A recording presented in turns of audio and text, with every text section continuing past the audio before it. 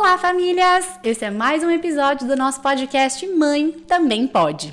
Eu confesso que eu não adoro esse termo, maternidade real. Afinal, o real vem da realidade de cada uma. E num país com dimensões continentais como o Brasil, nossas realidades são muito distintas. Por isso a importância de não julgarmos o nosso maternar e apoiarmos as mulheres para uma maternidade cada vez mais plena, mais consciente e, por que não, mais leve. Esse podcast tem o intuito de trazer conversa, informação e clareza sobre temas que são pouco falados na maternidade, para mostrar que a mãe, além de mãe, pode ser também esposa, filha, amiga, empresária, executiva e o que mais ela quiser, principalmente feliz. Aqui a gente quer mostrar que a mãe também pode, o que ela quiser. E para variar, eu tenho uma convidada muito especial, que eu tive o prazer de conhecer através do meu trabalho. Uma mulher que eu sou fã pela sua jornada pessoal e pela sua jornada profissional. Hoje a gente vai receber aqui a Gláucia Guarcello, que é Chief Innovation de uma grande consultoria global e vai contar um pouquinho pra gente de como é que ela equilibra a carreira e a maternidade, né? Ela é mãe da Manu. Então, muito obrigada, Glau, por você estar aqui com a gente compartilhando um pouquinho da sua jornada.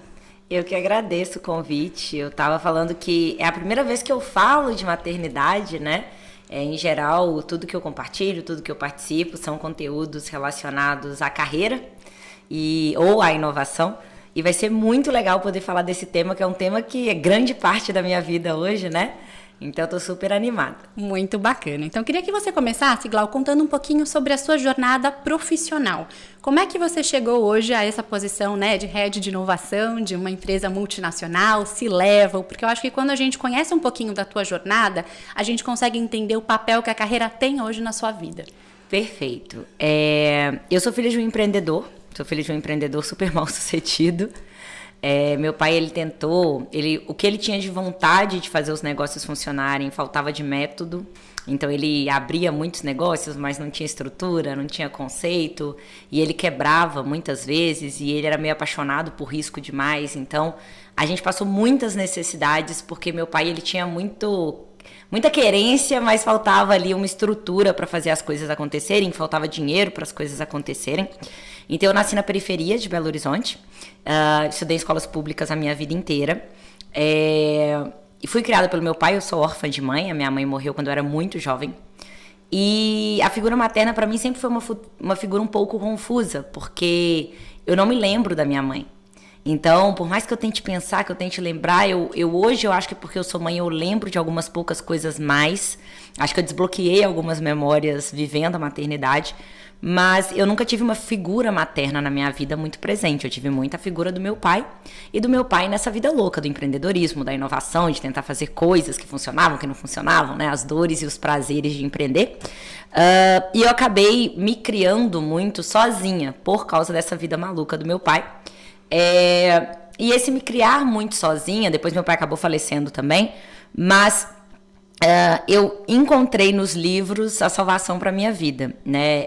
Desde muito nova eu aprendi com o meu pai que a única forma de você mudar de vida era estudando. É a educação. E ele falava, você só muda de vida se você estudar, o que eu tenho de problemas na minha carreira é porque eu não estudei. Então eu fui muito formatada a ver o livro como o grande herói da minha vida. E aí, quando a minha mãe faleceu e eu ainda era muito jovem, e eu ficava muito sozinha em casa, e não era como hoje que tem internet, tem várias coisas para se distrair, eu lia. Eu lia muito, né? Eu estudava em escola pública, eu lembro que eu terminava os livros sozinha. A escola não terminava, chegava, parava ali na metade, mas eu continuava. Eu sempre gostei muito de matemática, então eu continuava fazendo os exercícios, eu gostava muito de estudar. E foi graças ao estudo que eu ganhei uma bolsa de estudos para fazer um curso pré-Cefet, consegui entrar no Cefet, depois consegui entrar na UFMG e me formei como uma das melhores alunas da faculdade. Formei muito cedo, eu sou adiantada, 2 anos na escola. E fui seguindo uma carreira sempre estudando muito. E até hoje, né? Nunca parei. Fui fazer mestrado, MBA, doutorado. Eu sempre estou estudando porque... Lifelong learning na veia, né? Porque os livros mudaram a minha vida. E eu acredito piamente nisso, né? Que o segredo da gente continuar crescendo como sociedade, como pessoas, é a educação e a inovação. Com certeza. Por isso que as duas são os 2 grandes amores da minha existência. E eu sempre dediquei minha vida muito a isso. Eu entrei numa grande construtora primeiro, foi o meu estágio, fiquei lá 11 anos. Entrei como engenheira 1, saí como diretora. Eu fui diretora com 20 e poucos anos, porque teve estouro de Lava Jato, juntou também uma série de situações em que a inovação passou a ter uma importância muito maior para a empresa. E depois eu fui convidada para mudar para a empresa que eu estou atualmente, que hoje eu estou como sócia lá. Eu tive uma carreira, eu brinco que eu nunca pedi para ser promovida, né? Eu sempre fui tão focada no meu trabalho, tão apaixonada, eu sou muito apaixonada pelo que eu faço, que as promoções foram acontecendo meio naturalmente, assim. Eu nunca pedi um aumento. Não que eu seja contra, eu acho que todo mundo deveria, né? Quando acha que é adequado pedir. Mas eu nunca tive necessidade, assim. Eu nunca pedi um aumento, eu nunca pedi uma promoção. Acabou que eu tive a alegria de me sentir muito reconhecida ao longo da minha carreira. O que eu sei que não é verdade para todas as mulheres, principalmente para mulheres, né? A gente sabe que o gap salarial ainda é uma coisa muito grande. Talvez por eu ser uma mulher, eu não sei se porque eu fui criada por um homem ou por eu ser uma pessoa que fala de maneira bem assertiva, às vezes talvez isso confunda um pouco com a imagem e me reconheçam como reconheceria um homem. Eu ainda não sei, eu ainda trato isso um pouco na terapia, do porquê que às vezes eu tenho um pouco mais de facilidade de me impor em algumas situações que eu vejo que nem sempre as mulheres se sentem confortáveis se impondo, sabe? Enfim, tenho tentado me encontrar nisso também. E hoje eu sou extremamente feliz, eu tenho um time maravilhoso, assim, que eu falo que são meus outros filhos, né? Eu tenho a minha filha em casa, Manu, que tem 2 anos e meio, mas eu tenho o meu time, que são vários outros filhos, que a gente está juntos, aprendendo, se desenvolvendo. É um time muito unido e eu absolutamente adoro os temas que eu trabalho, né? Eu acho que eu nasci com a pulguinha da inovação, da tecnologia ali, e por sorte eu consegui encontrar uma carreira onde eu possa viver disso, né? Sem dúvida. É isso. E sua carreira faz uma parte, né? Uma parte muito importante da sua vida, né? Onde você também se realiza, né? Muito legal isso. E eu queria que você contasse um pouquinho como é que foi a sua transição para a maternidade. Como foi esse processo de você se tornar mãe e como é que isso impactou na sua carreira, se é que impactou, né? Perfeito. Eu não queria ser mãe. Eu sempre falo isso para as pessoas, né? Ou eu achava que eu não queria ser mãe. Por quê? Como eu tive uma vida muito solitária, eu tinha diversos traumas que me faziam ter um pouco de aversão à maternidade. Eu não tinha uma imagem materna, então eu não tinha uma referência do que era aquele amor. Eu me cuidei muito sozinha ao longo da vida, então eu lembro que quando meu pai faleceu, eu tinha medo de virar mendiga, porque eu falava assim, gente, se eu perder o meu emprego, eu não tenho pra onde ir, eu não tenho um tio, eu não tenho uma tia... Sou eu e eu. Então eu tinha muito medo de eu passar fome, de eu virar mendiga, coisas assim. E aí eu falava, gente, se eu tiver um filho, é mais um pra passar fome comigo, é mais um pra virar mendigo comigo. É um nível de responsabilidade, eu mal tô cuidando de mim. Sim. Então eu tinha medo desse nível de responsabilidade, eu tinha medo de alguém depender tanto de mim.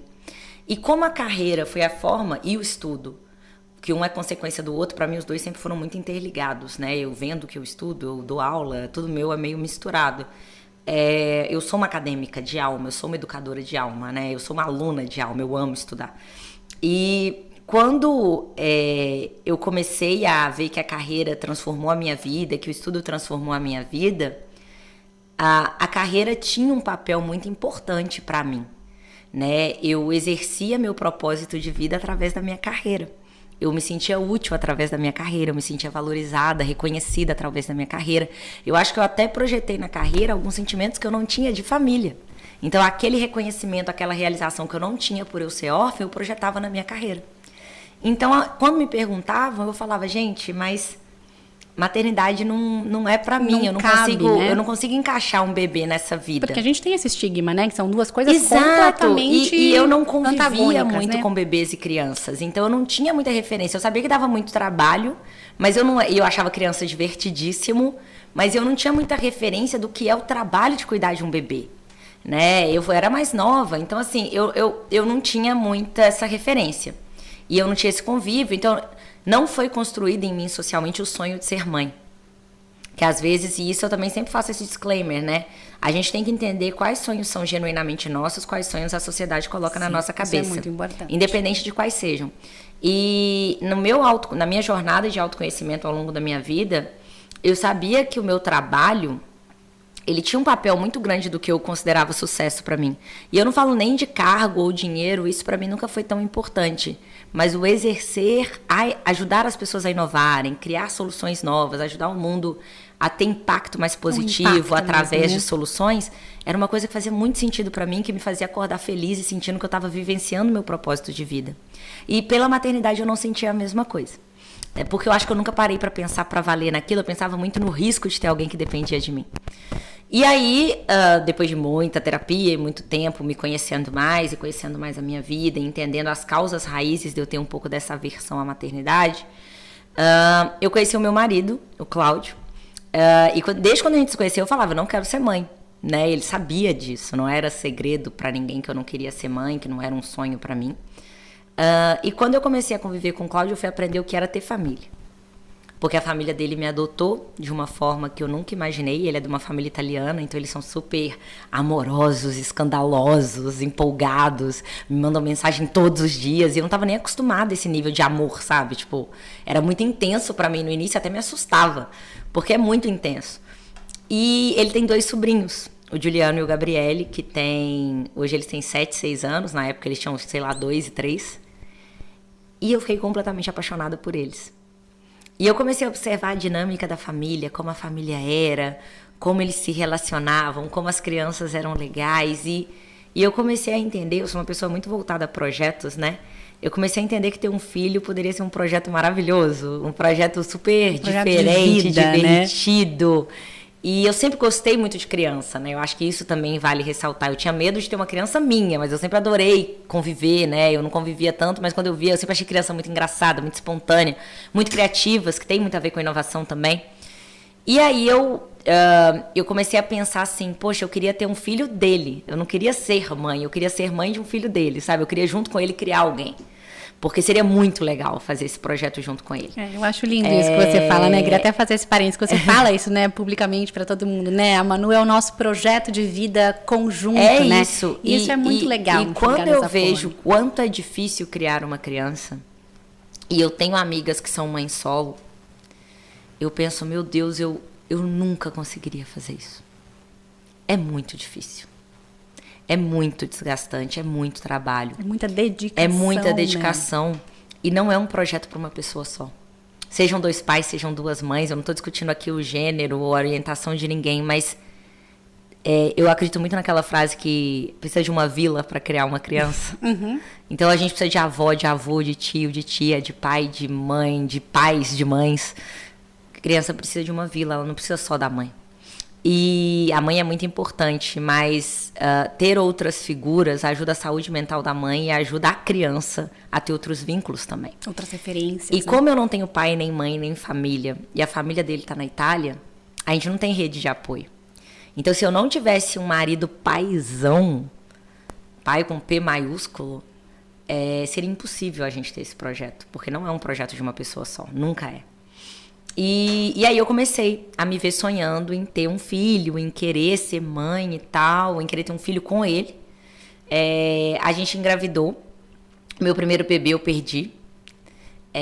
Porque eu acho que o corpo não estava acostumado, nunca tinha tido, é muito comum. Mas como eu estava tentando, eu sabia exatamente que tinha, né? Eu perdi com 7 semanas.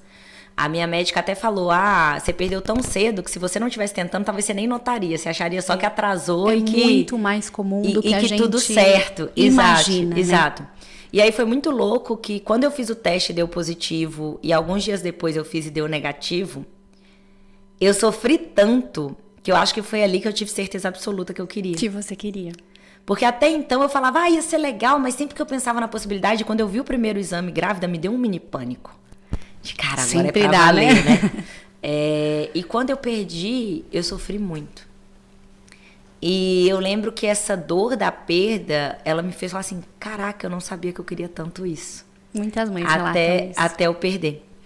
E aí, por sorte, né, por felicidade, no mês seguinte eu engravidei de novo. Então, nos 2 primeiros meses tentando, eu engravidei no primeiro, perdi, engravidei no segundo, da Manu. E aí deu tudo bem, Manu nasceu perfeita, linda.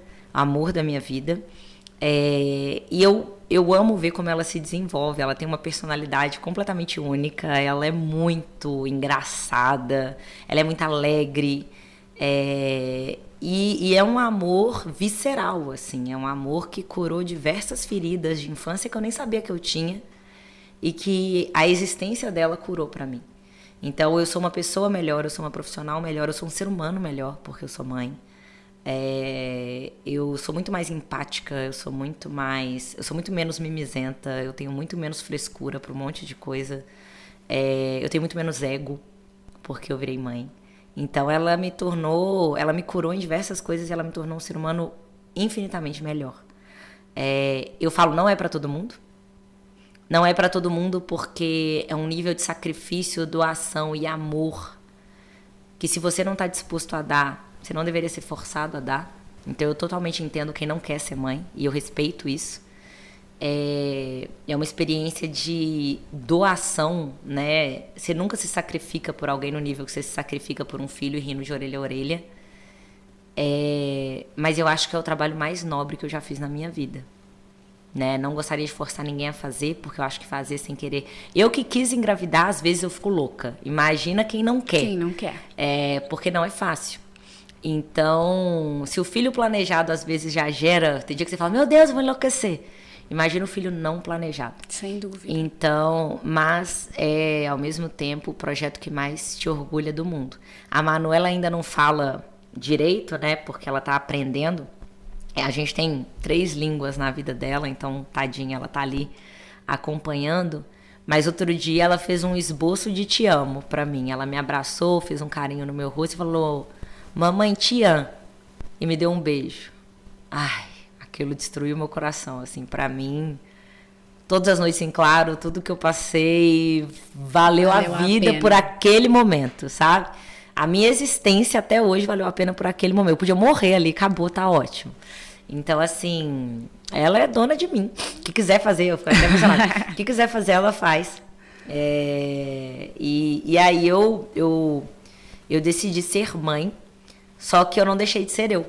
Sim, isso é muito importante. Eu ia te perguntar isso, né? Como que essa maternidade impactou na sua vida profissional? Eu tenho uma alegria muito grande de trabalhar numa empresa que incentiva muito a maternidade. Isso é raro. Eu sei que é. Eu sei que é um privilégio, né? Enorme. Eu fui promovida a sócia grávida, de 8 meses. Eu estava prestes a sair de licença maternidade. Eu virei sócia com 8 meses de gravidez. E na minha licença maternidade, eu virei Chief Innovation Officer. Eu descobri durante a minha licença, me ligaram, o CEO me ligou para me convidar a assumir esse papel a partir de quando eu voltasse da minha licença. Então, assim, e eu não sou exceção. Eu acho que é muito legal quando você escuta uma história e você fala, ai, que legal, mas eu não sou exceção.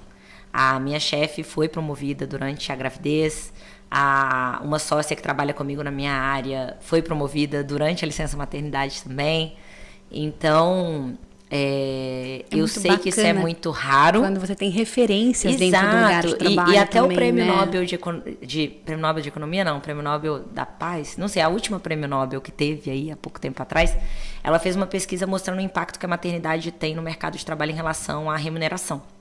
Que o maior problema do gap de remuneração entre homens e mulheres acontece na maternidade, que as mulheres, depois que têm filhos, não conseguem acompanhar a mesma trajetória de carreira justamente porque não existem incentivos corporativos suficientes para este momento específico. E é muito engraçado que, assim, eu sou engenheiro, eu sou uma pessoa muito pragmática, né?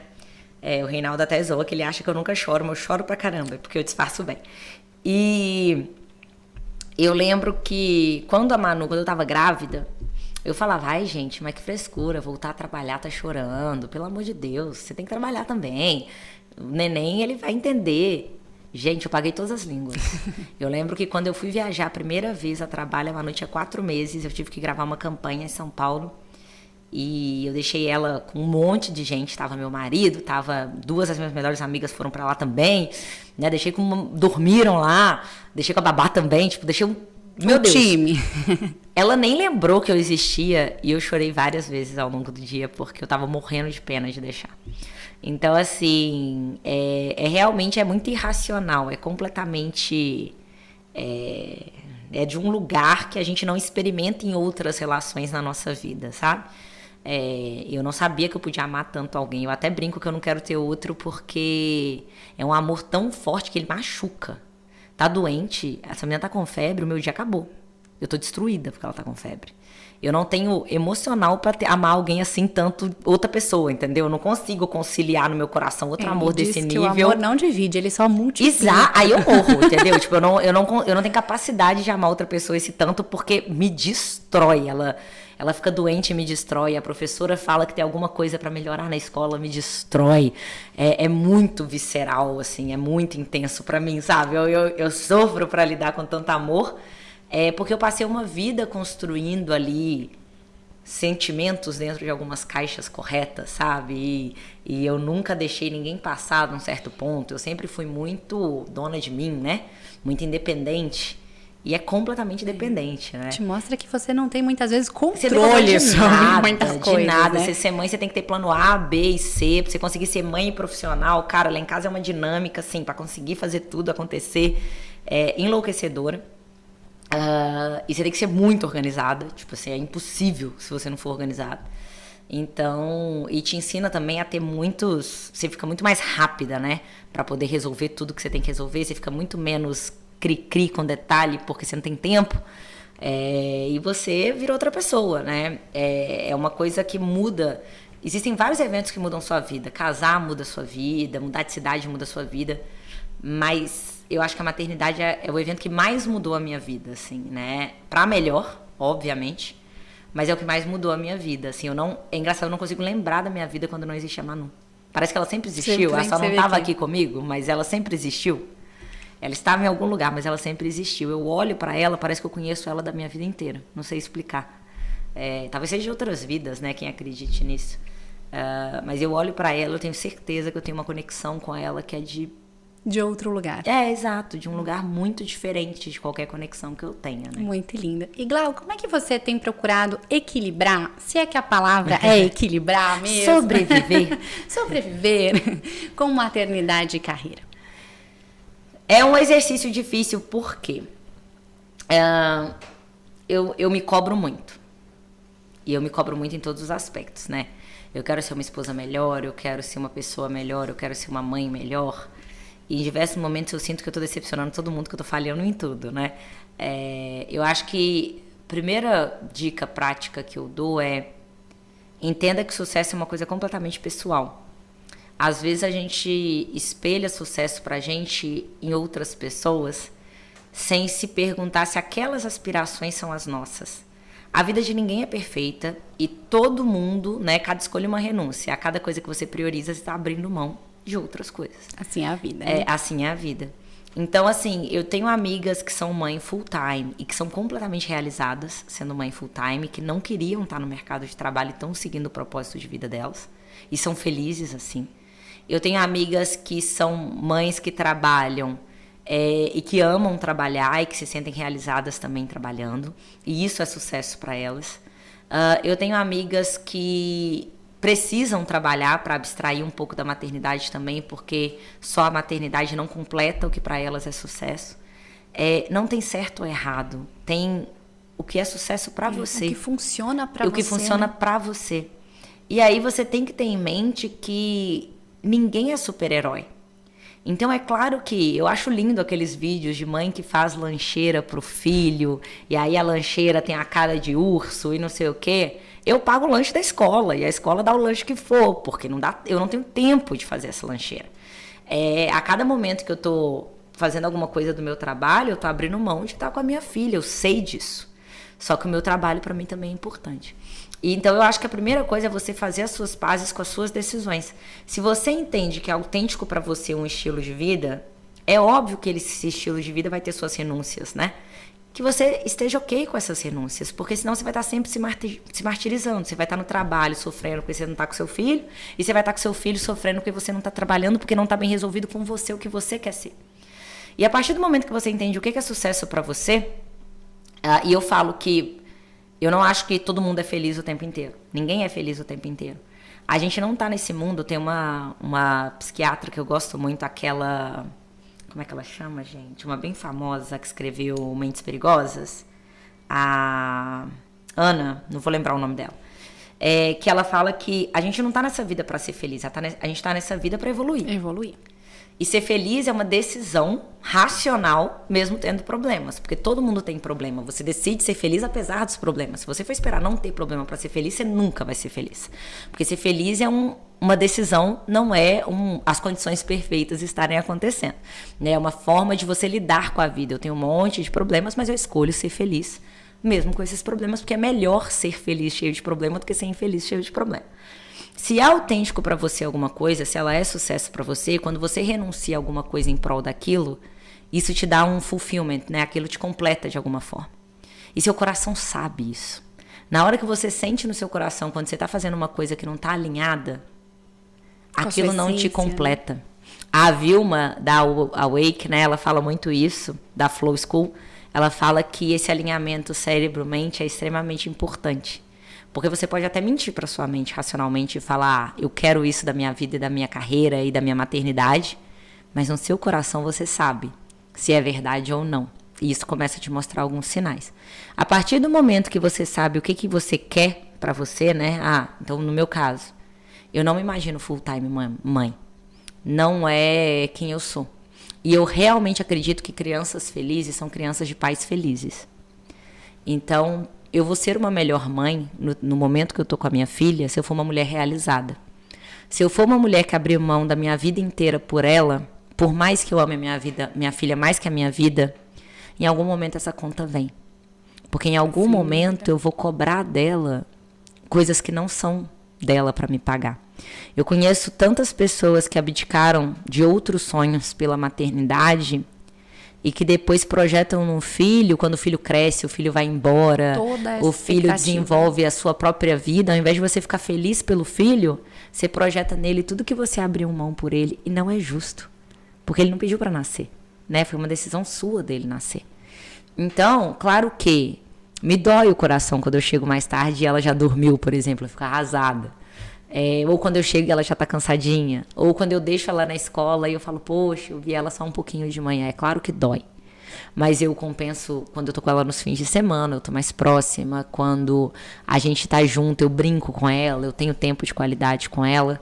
E eu explico pra ela sobre o meu trabalho. E sobre o quanto eu sou realizada fazendo o meu trabalho. Eu conto pra ela a história da minha vida. E eu conto pra ela, claro que ela ainda não entende direito, mas eu conto pra ela quem eu sou. Porque eu quero que ela tenha orgulho da mãe dela, da pessoa que a mãe dela é. Porque eu tenho orgulho da minha história. E eu quero passar isso pra ela, né? E o nível de amor que ela demonstra por mim, pra mim é um feedback de que naqueles momentos que eu estou com ela, eu tô sendo uma boa mãe. E quando eu vejo o quanto ela é feliz, o quanto ela é engraçada, o quanto ela é inteligente, eu morro de orgulho de ver. E o quanto que ela não depende de mim. Eu tenho muito orgulho disso. Eu tenho uma amiga, foi muito engraçado que uma vez ela foi viajar e o filho ficou. E o filho dela ficou super bem sem ela e ela sofreu com isso. E eu falei, poxa, você deveria estar feliz que ele está bem sem você, né? Eu não sei se é porque eu tive uma história de vida em que eu perdi muitas pessoas, mas o que eu mais quero para minha filha é que ela seja uma pessoa autêntica, autônoma e que ela não dependa de mim para viver. Eu tô criando ela para não depender de mim, porque eu sei que eu não vou estar aqui para sempre. Então eu fico feliz quando ela tem essas conquistas, sabe? A Manu é uma criança que ela chega na escola, ela dá tchau, ela não chora. Eu fui viajar pro Egito, deixei ela na Itália com os meus sogros, que ela nem convive tanto, ela ficou de boa. E ela brinca com todo mundo. E ela é muito bem resolvida nas coisas dela. E eu morro de orgulho disso. Eu não tento criar nela uma dependência de mim de... Ai, você não vai sentir falta da mamãe? Que bom que você não vai sentir falta da mamãe, porque a mamãe não é grudada em você mais, né? Você é uma pessoa que tem que se encontrar. E eu quero te ajudar nessa jornada para você ser feliz, né? Então, assim, eu quero criar ela pro mundo, eu não quero criar ela para mim. E por mais que eu ame ela mais que a minha vida.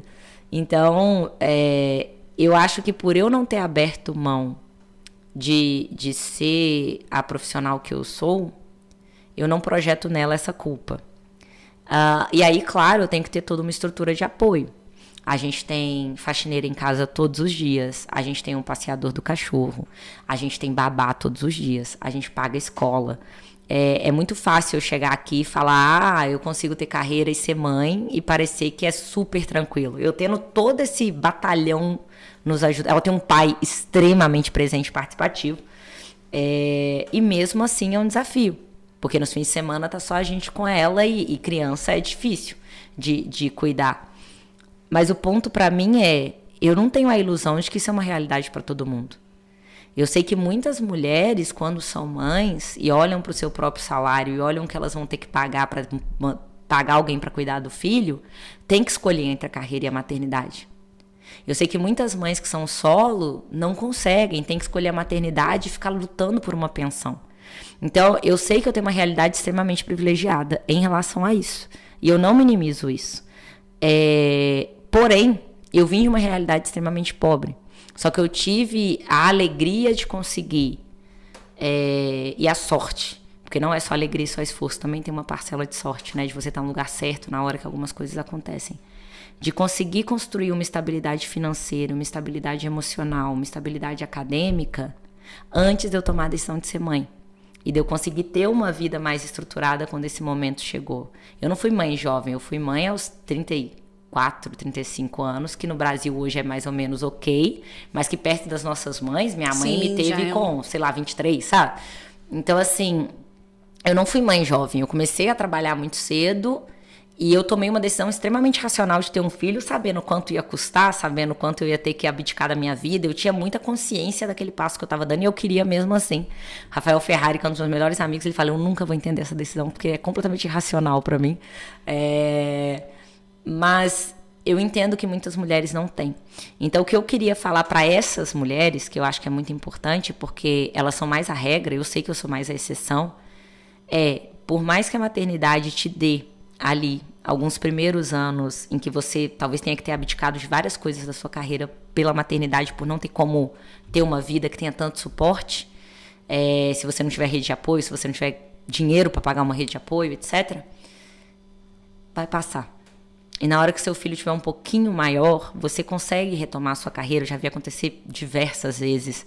Existe muito empreendedorismo materno neste momento que o neném é menor e que você tem que estar mais presente. Existem diversas formas de você construir se é sucesso para você. E que não tem problema nenhum você abdicar da sua carreira um pouco para ser mãe durante um período, que vai ficar tudo bem, sabe? Porque a gente se cobra demais. A gente está trabalhando, se cobrando ser uma mãe melhor, a gente está full time dedicado ao filho, sofrendo por ter largado a carreira. E aí no final vira uma vida de culpas, né? E ninguém merece viver uma vida de culpas. A gente está fazendo o melhor que a gente pode. Todo mundo, né? Cada um dentro da sua realidade. Acho que a nossa conversa aqui é muito desse lugar, né? De desmistificar, porque a nossa referência de maternidade virou uma maternidade impossível. Que ela não na prática é muito difícil de você conseguir exercê-la, né? E até as mulheres mais esclarecidas do mundo. Eu vou expor uma das minhas melhores amigas aqui, não vou falar nomes, mas todo mundo vai saber quem é. Uma das minhas melhores amigas acabou de ser mãe, uma mulher super esclarecida, doutorado na USP, um gênio.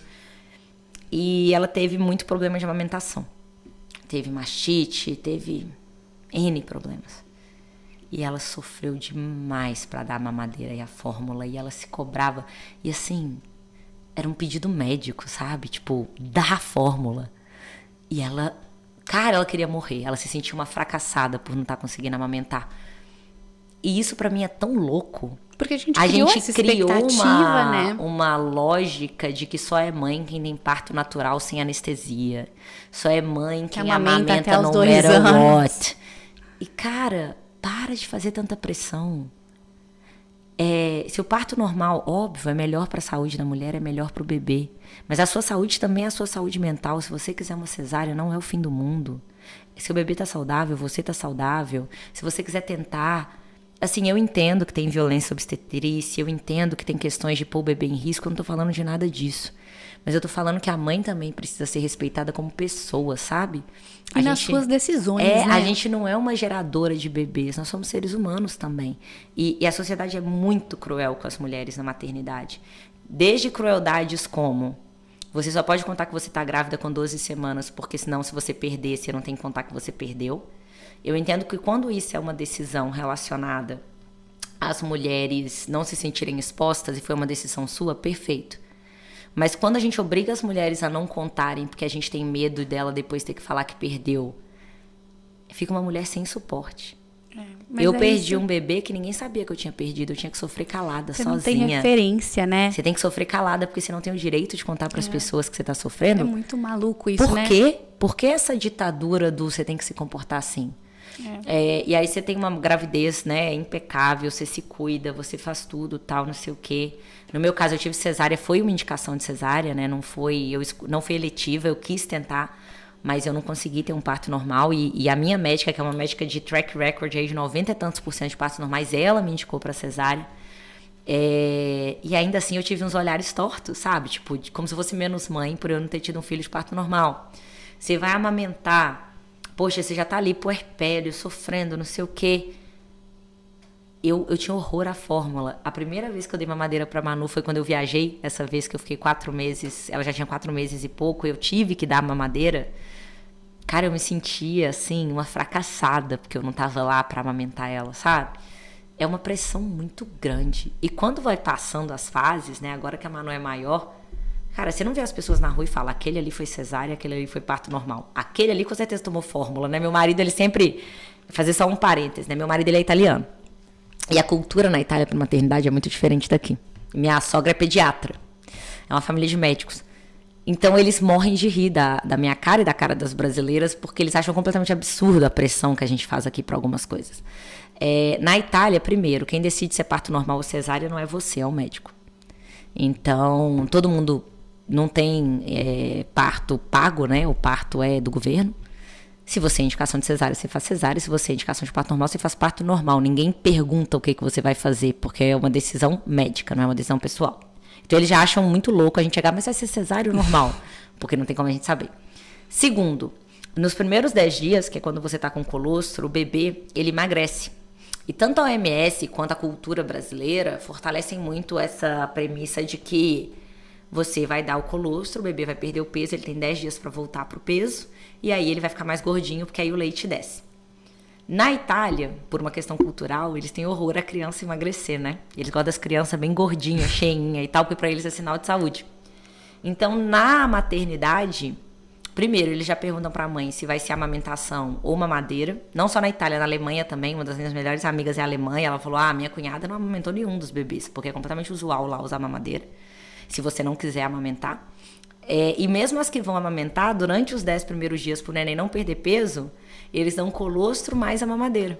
E aí, com 10 dias, eles tiram a mamadeira e fica só o peito, que é pro neném não sofrer esse emagrecimento. Essa perda. Que na OMS é super tranquilo, super bem visto. Vários estudos demonstram que é bom pro bebê. Mas não existe essa pressão da mulher de não importa se você tá com inflamação, se você tá sofrendo, você tem que se matar por isso. É muito mais leve. E eu sou a favor disso, né? De uma maternidade mais leve. Nenhuma mãe quer prejudicar o seu bebê. Nenhuma mãe quer não ajudar o bebê. Todas as mães morreriam, né? A grande maioria pelo seu filho. Claro que tem casos e casos, mas na grande maioria, qualquer mulher morreria pelo seu filho. Não bota mais pressão nessa relação, porque já é uma relação muito complexa. Já é desgastante, e você né? já tá no momento de puerpério, que é uma das fases mais difíceis da sua vida. E é real, assim, eu achava... Será? História. É real. Você se sente muito mal. É muito hormônio. Hormônio, né? Exato. Eu criei uma regra, fica de dica prática para as futuras mães. Como eu estudo muito, eu sabia que teria ali mais ou menos uns 40 dias em que o que eu sinto não é confiável. Então eu criei uma regra para mim que eu não ia hiperventilar. Você tá sofrendo, não pensa em nada, foca em acabar esse período. Então sempre que vinha um pensamento meio baby blues assim, eu ia fazer outra coisa, eu não me deixava pensar. Eu ia ver um filme, eu ia dormir, eu ia ocupar a cabeça. E eu fui marcando no calendário, que eu falei assim, quando der o dia 46, eu vou me permitir pensar nesses pensamentos que estão vindo. Mas até lá, como eu sei que eu tô sob influência de muitos hormônios, eu não confio em mim. E aí eu meio que blindei o meu cérebro de eu ficar com aquelas coisas que vinham na cabeça, porque dá vontade de você sumir, dá vontade de você morrer, é um negócio muito louco. Você acha que sua vida acabou. Porque o neném demanda demais e você tá vendo aqueles... Ainda mais no meu caso, que eu tinha uma vida muito ativa fora. Eu sempre trabalhei muito, eu sempre dei muita aula, eu sempre dei muita palestra. Sempre viajei muito. A Manu nasceu na pandemia. Então já juntava a pandemia com a insegurança, com o bebê recém-nascido. A gente não tinha nem faxineira, nem babá até a Manu ter 3 meses, porque a gente tinha medo do Covid. Era só eu e o Cláudio trabalhando de home office. Então eu falei, cara, eu vou enlouquecer. né? Porque era eu cuidando ali com o Cláudio. E você tem uma sensação de que que sua vida vai é ser aquilo agora, né? Pra sempre. Você não imagina que o neném, porque não é um serviço que rende no curto prazo igual o serviço profissional, né? Você dá um check, acabou aquele projeto. Mama, chora, caga, dorme, mama, chora, caga, dorme, infinito por dias, sem você dormir, acordando de 2 em 2 horas, de hora em hora. Parece tortura de guerra, né? Você começa a enlouquecer. Então, assim, eu falo, eu cuido de 50 crianças pequenas, mas um recém-nascido dá até um desespero, porque é muito difícil. O recém-nascido ali, primeiros 1, 2 meses, você acha que sua vida acabou e casa justamente com o puerpério. Então, é muita pressão pra mulher, sabe? É muita coisa junto acontecendo. Você não conhece o bebê ainda, ele não te conhece. É muita coisa. É um aprendizado mútuo, né? Exato, se conhecer. Mãe, né? Eu acho que tem um lado bom da pandemia que foi, como a gente passou 3 primeiros meses sem ter nenhuma visita, eu comecei a conhecer muito a Manu, ela começou a me conhecer muito, ela começou a conhecer muito o pai e me conhecer muito. O Cláudio, ele é um pai que ele sempre quis ter o vínculo dele. E ele também é muito nerd, ele também é muito estudioso, então ele leu várias coisas de como criar um vínculo afetivo com a Manu. Legal, né? Então, por exemplo, né, a gente dormia na cama, tinha aquele bercinho de encaixar nos primeiros 6 meses.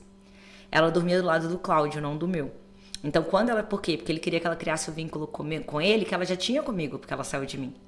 Então, meu cheiro ela já reconhecia, o dele não. E amamentar era uma coisa que só eu fazia, mas banho era uma coisa que só ele fazia. A Manu hoje ela tem 2 anos e meio, se eu dei 5 banhos nela foi muito. Porque todos os banhos dela são do pai dela, desde que ela nasceu. Porque é uma coisa deles. Ou hoje com a babá, em alguns momentos. Então, quando ela chorava, ele pegava ela... Ele me dava, ele dormia, eu amamentava. Quando eu acabava de amamentar, eu dava ela pra ele, eu dormia. Ele botava pra rotar, trocava a fralda, voltava a dormir e punha pra dormir. E a gente fez isso até ela ter 6 meses e começar a sentar.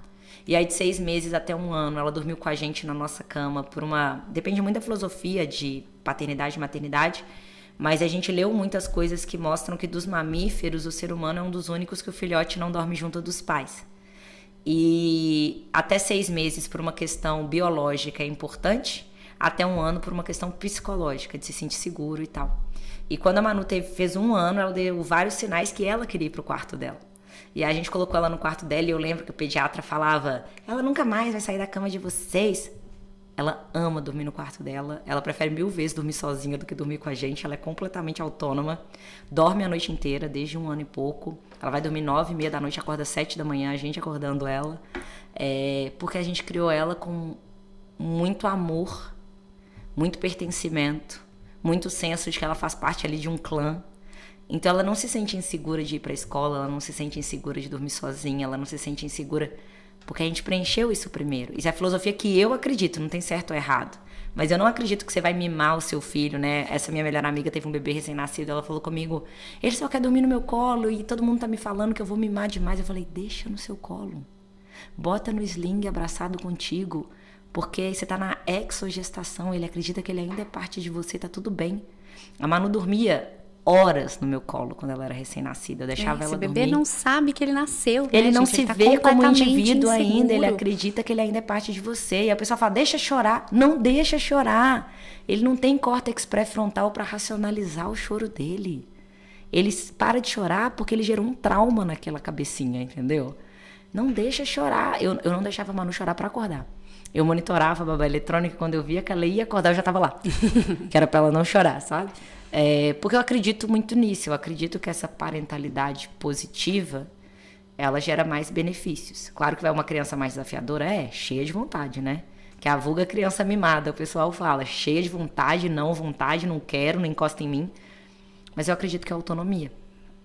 E é a personalidade dela, né? Exato. Respeitar e vocês também se adaptarem a essa personalidade dela.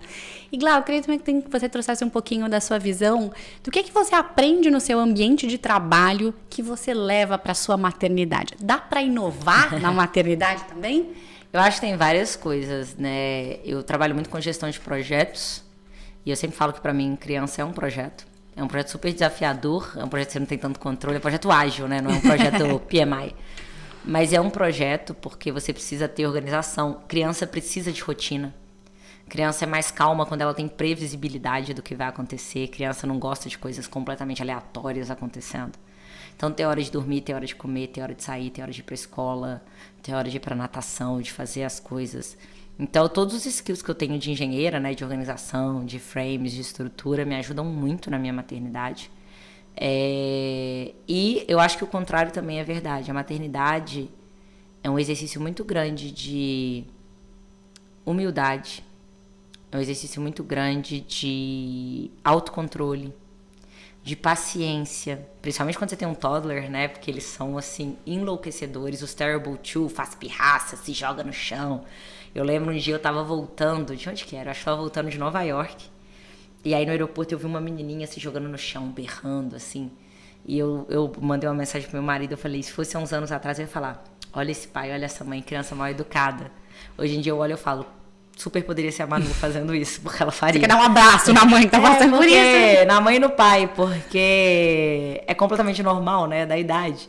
Então, fora isso, você paga 1 milhão de línguas, assim. Você aprende que não tem tanta regra, que você tem que ser mais gentil consigo, sabe? Eu lembro que eu tinha várias. Filho meu, como é que era? Não vai ver tela. Filho meu não vai comer doce até tal idade. Filho meu... Não, a gente idealiza, né? Não vai usar chupeta, não importa o quanto chora. Na maternidade já tava com chupeta. Então, assim... E tá viva, tá bem, entendeu? Ela come um açúcar de vez em quando, tá bem. Ela vê um desenho animado, tá bem. Então, assim... Eu acho que a gente também quer ser tanto pai e mãe de livro, e o bebê não é o do livro, né? Nem tudo que tá no livro vai funcionar. Eu lembro que eu sofria porque eu amo dormir, e a privação de sono pra mim foi a pior parte da maternidade, disparado. E eu tinha aquele trauma de quando que ela vai dormir a noite inteira, pelo amor de Deus, eu preciso voltar a dormir. Eu tinha aquele desespero, eu não sabia quando ia melhorar. E quando tá nascendo os dentes, ela regredia. Quando deu 1 ano e meio, mais ou menos... Ela começou a dormir a noite inteira e nunca mais parou. Até hoje, tem 1 ano mais ou menos que ela dorme a noite inteira todas as noites. Eu não fiz consultoria de sono, eu não fiz 1 milhão de metodologias e técnicas. Ela aprendeu a dormir. Então eu acho que... Fase chega, e você né? não Isso vê importante. tanto adulto que não dorme. Todo adulto dorme. Então assim, meu marido, ele é muito engraçado, ele traz muito essa realidade pra mim. Porque eu era aquela pessoa assim, com 6 meses tem que sentar. E ele falava, cara, você conhece algum adulto que não senta? Vai sentar na hora dela. No tempo deles Com também, 1 ano né? ela tem que andar. E eu falava, com todos os meses tem que falar tantas palavras, já tá falando tantas. Sabe, eu era essa pessoa. E aí eu percebi que, cara, ela não segue o livro. Porque até a gravidez você consegue seguir os indicadores do livro. Depois que nasce, para algumas coisas básicas você consegue. Mas depois de um dado momento, um ser humano é um ser tão complexo que o livro não consegue mais te dar tantos guidelines, né?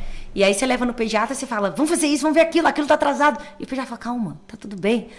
Então, assim, eu aprendi também que eu não tenho tanto controle quanto eu gostaria de ter e quanto eu tenho no resto da minha vida, sabe? É muito menos controlável. E isso é um exercício muito importante para pessoas controladoras como eu sou. Porque aí você aprende a relaxar um pouco, lidar melhor com os imprevistos porque e os tal. projetos têm muito essa natureza, né? Dos deadlines, dos cronogramas. Exato. E você tem que também relaxar Você tem que um entrar pouco, num né? flow ali que eu não era nada acostumada, né? Eu não era uma pessoa do flow, eu sempre fui uma pessoa da engenharia, então imagina. E a Manu me ensinou isso. E isso pro meu trabalho é super útil também, porque você fica uma pessoa mais tolerante, você lida melhor com crises, né? Muito melhor, o seu patamar de frustração, ele fica muito maior, né? É muito mais difícil me frustrar depois que eu sou mãe. Então, isso é bom também. Isso é muito legal, né? A gente recebeu aqui a Flávia Camanho, maravilhosa, e ela falou isso, né? É que hoje, infelizmente, as empresas ainda não têm dado tanto espaço para essas mulheres retornarem e serem tão potentes, né? Mas é que quando você se torna mãe, ela falou isso, você volta uma mulher mais potente, mais completa, né? Mais empática com o outro. E tem alguns estudos que mostram que o nosso cérebro muda depois da maternidade, né? Você tem outras cognições, você tem outras áreas do cérebro sendo ativadas que você antes não acessava. Então, realmente, a gente tem outros poderes mesmo, né? Outros poderes, com certeza. E, Glau, você tem algum conselho que você gostaria de dar para alguma mãe que está nos ouvindo, que está nesse dilema, dá para equilibrar a carreira, dá para equilibrar a maternidade? Eu acho que eu vou trazer um conselho que Ou meu marido gostaria, né, de ter ouvido. Meu marido sempre me dá e ele é muito importante. Ele fala assim, quando eu tô surtando, que é muito difícil e tal, ele fala, pensa na sua vida, você nunca se orgulhou de alguma coisa que foi fácil. as coisas que a gente mais se orgulha na nossa vida são sempre difíceis. Foi aquele curso muito difícil de passar que você passou, foi aquele emprego difícil de entrar que você entrou, foi aquele projeto difícil que deu certo. E você lembra, nossa, eu sofri, eu fiz isso, eu fiz aquilo e deu certo. Filho é o maior de todos esses, sabe?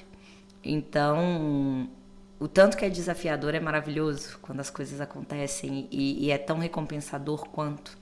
Né? É o trabalho mais difícil da minha vida, mas é o que eu mais me orgulho também.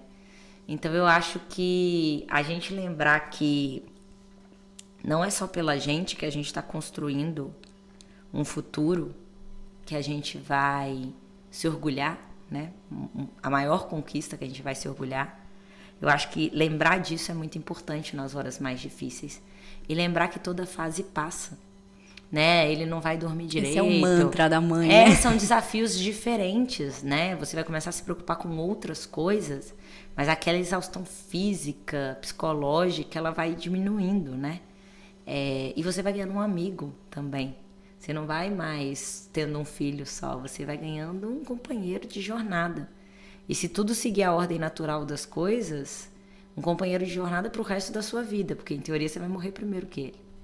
Então, que maravilhoso, né? Que bom. E alguém que... E assim, o que é muito lindo é que eu tinha um medo, acho que é porque eu não tive mãe, eu tinha muito medo da minha filha não gostar de mim, quando eu tava grávida. Eu falava, e se ela não gostar de mim? Se ela não me achar legal, né? E assim, é impressionante como vem instalado no seu bebê que você é a melhor pessoa do planeta Terra. Ela é completamente enlouquecida por mim, assim. Acho que o mesmo tanto que eu sou enlouquecida por ela. E não é que eu seja perfeita, tem diversos momentos que eu não acho que eu tô fazendo nada demais, mas para ela tudo é muito, né? Eu vi um livro uma vez que falava que ninguém no mundo tá tão comprometido a ter a melhor relação possível com você na vida, tá tão comprometido com isso, quanto um filho pequeno. Uma criança pequena, 100% do foco dela é em construir a melhor relação possível que ela puder ter com você. Ela vive para isso. Ela vive para construir esse relacionamento. Isso é uma responsabilidade muito grande. Porque a única coisa que pode estragar esse relacionamento é você mesmo. Porque eles vivem para isso. Ninguém mais na sua vida vai estar tão disposto a fazer de tudo para se dar bem com você. Né? Isso é muito gostoso de pensar. Porque aí quando você tá em casa, cansado, sem paciência, à noite você pensa, cara, olha, ela tá montando um negócio pra me mostrar pra ela a minha opinião do que ela tá fazendo, é a coisa que mais importa na vida. Eu dar a mão pra ela e fazer uma brincadeira pra ela, é a coisa que mais... Ela passa o dia esperando por isso. E a gente dá a importância que tem, sabe? Isso é muito importante. E às vezes a gente minimiza isso, sabe? A gente normaliza isso. E eu não quero normalizar, eu quero que ela entenda que pra mim também é o momento mais importante do meu dia, sabe? Que ela é a coisa mais importante da minha vida também. E retribuir. E aí você vê que às vezes nas coisas mais bestas vem aquele carinho, aquele amor, aquele abraço, aquele olhar de... É muito engraçado, eu chego em casa, não importa a hora que eu chegue. Se eu chego mais cedo que a hora que a babá vai embora, ela me abraça, vai pra babá e fala tchau, tchau. Tipo assim, pode ir, pode ir. E olha que a babá fica mais tempo com ela que eu. Mas eu sou a mãe dela. E ela sabe disso, ela sente isso, e é um vínculo diferente, né? E eu sempre imaginava que toda relação, ela era construída, 100% construída, né? Porque nós somos seres relacionais. Então eu não queria decepcionar ela na construção dessa relação. E eu descobri que a maternidade, ela é construída, mas ela também vem instalada de fábrica, assim. Ela vai passar mais pano pra mim do que para as outras pessoas, ela vai achar mais bonito o que eu faço do que outras pessoas fazem, ela tem uma predisposição de gostar mais de mim do que ela gosta das outras pessoas. E como eu não tive isso na minha vida, eu acho isso demais, assim. Eu falo, meu Deus, que legal, porque eu também tenho uma predisposição a gostar mais dela do que de qualquer outra pessoa no planeta. E é muito gostoso. Então, ela é a coisa mais linda do mundo, mais fofa do mundo. Ela nossa, enlouquece de tão fofa que é. E eu agradeço muito a Deus de eu ter tido a chance de viver isso, porque se eu não tivesse encontrado o Cláudio, provavelmente eu nunca viveria. Então eu agradeço muito a Deus de ter colocado ele no meu caminho, porque ele foi o portal pelo qual eu entendi que eu queria sim, só que eu tinha vários outros medos que me afastavam disso, sabe? É isso. Clau, nosso papo tá uma delícia, mas antes da gente fechar, eu queria muito ouvir um pouquinho da sua visão sobre o nosso nome. O Mãe Também Pode. Para você, hoje, como mãe, o que a mãe também pode? Eu acho que a mãe, ela pode tudo aquilo que ela quiser, como qualquer mulher ou como qualquer ser humano. Ela só precisa se estruturar para. Às vezes eu falo que a gente tem que ter muitos sonhos, mas a gente também precisa de muitos planos. Porque sonho sem plano é só uma ideia, né? Ele não vira realidade. E às vezes a gente subestima o poder de fazer coisas um pouquinho cada dia para construir esses futuros, sabe? Então, seja qual for a sua aspiração, eu sei que ser mãe é um desafio. Mas se você tem algum sonho além da maternidade, porque o seu sonho da maternidade você já está executando, né? Crie planos para esses sonhos acontecerem. Que seja em 1 ano, 2 anos, 10 anos, 20 anos, não importa. Mas que você consiga exercer o seu propósito de vida, né? Enquanto você está aqui, um pouquinho de cada vez, o que der, na hora que der, né? E comece a transformar isso em ações práticas. A gente fala do fazejamento, né? Que é o planejamento que você vai executando. Poxa, eu quero me especializar no assunto. Quantas vezes? Você está amamentando? Pega ali um livro, vai ler de alguma coisa que você quer entender melhor. Você está tendo algum momento que você pode estudar alguma coisa que você se interessa, ou fazer alguma coisa que você goste. Respeite também momentos seus, né? Pede ali sua mãe ou alguém para ficar com seu bebê um pouco, para você ir, sei lá, fazer uma unha e correr, fazer qualquer coisa que te dê um pouco de... fazer uma massagem, caminhar. Fazer qualquer coisa que te dê um pouco também de felicidade própria, sabe? Não é errado você fazer isso. Eu vejo muitas mães que se culpam por se priorizar às vezes. E aí eu sempre falo que eu acho que o lema da mãe também pode você também é um ser humano e seu filho vai ser mais feliz se você estiver feliz e realizada. Com certeza. Né? Então você se realizar, se colocar como prioridade também é tão importante quanto. Se coloca na agenda um pouquinho, né? Não precisa ser muito, mas um pouquinho. Faz alguma coisa que você goste, faz alguma coisa que é atrelada aos seus sonhos, às suas aspirações, sabe? Para você não carregar nem pro seu filho, nem para você mesmo essa sensação de culpa eterna, sabe? Que é muito ruim. Acho que é isso. Obrigada, Glau. Obrigada mais uma vez por você estar aqui com a gente. Acho que o nosso papo foi uma delícia. Acho que a gente trouxe muitos insights para as mamães que estão nos assistindo. Então foi um prazer ter você aqui com a gente hoje. Eu que agradeço. E, gente, não se enganem, é difícil para todo mundo, nós estamos juntas. E ajudem outras mães. Eu acho que isso também é importante, né? Dê mão para outras mães, ajudem outras mães, né? Porque depois que você é mãe, você tem outra visão para as outras mães, assim, você tem muito mais empatia. Com certeza. Esse foi mais um episódio do nosso Mãe Também Pode. E a gente se vê na semana que vem. Tchau, tchau!